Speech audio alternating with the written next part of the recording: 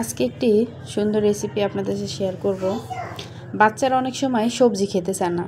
এই সবজি না খেতে চাওয়ার মধ্যেই যদি আপনারা এটা বানিয়ে দেন, ওরা একটুও বুঝতে পারবে না যে কী খাচ্ছে। ঠিক আছে, এই তো ওদের মানে সবজি খাওয়ানোর জন্য এরকম ফাঁকিবাজি রেসিপি আপনারাও করতে পারেন।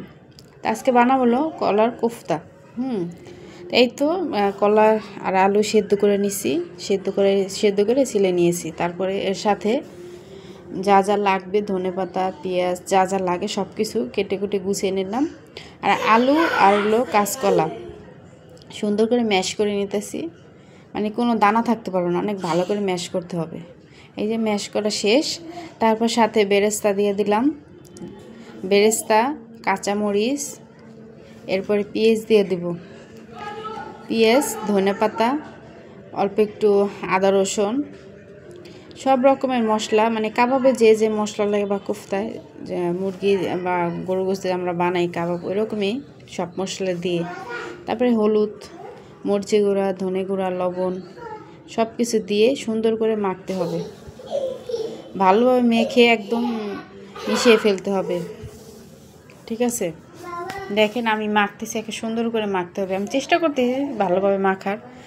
এভাবে মাঝে মধ্যে বাচ্চাদের বানিয়ে দিতে পারি আমরা, কারণ বাচ্চারা তো বেশিরভাগই মনে করেন যে সবজি খেতে চায় না, তা ওরাও একটু বুঝতে পারবেন না এটা কী। এরপরে যে মাখতেছি, ভালো করে মাখতে হবে। তারপর সাথে ডিম দিয়ে দেবো যাতে বন্ডিংটা আর ভালো হয়।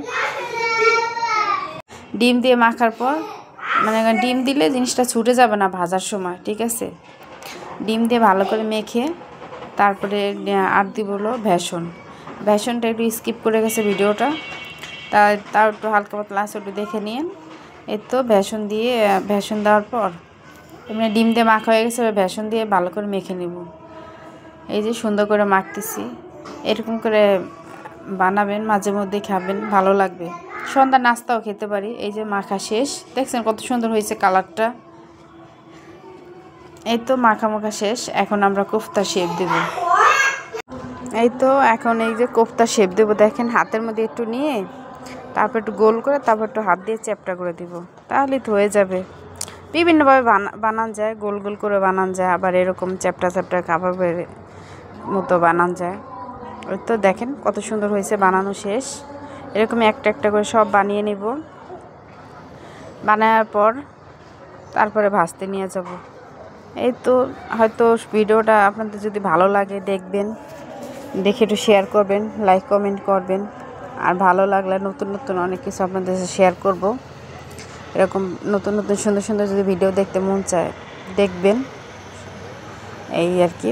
এই যে বানানো শেষ, দেখছেন কত সুন্দর বানানো হয়ে গেছে। তারপরে এই যে কড়াইতে তেল দিয়ে এবার ভাজতে বসাই দিলাম, মানে জাল দিব একদম পুরা ফুল আগুন দেওয়া যাবে না, মানে অল্প জাল দিয়ে আস্তে আস্তে ভাজতে হবে, নাহলে বেশি তাপ দিলে তা পুড়ে যাব, কিন্তু ভিতরে হবে না, কারণ কাঁচা ডিম দেওয়া আছে, বেসন দেওয়া আছে, এর জন্য। এই দেখেন কত সুন্দর এরকম লাল লাল করে ভেজে নেবেন। এই যে ভাজা শেষ, দেখুন বাচ্চারা খুব খুশি খেয়ে।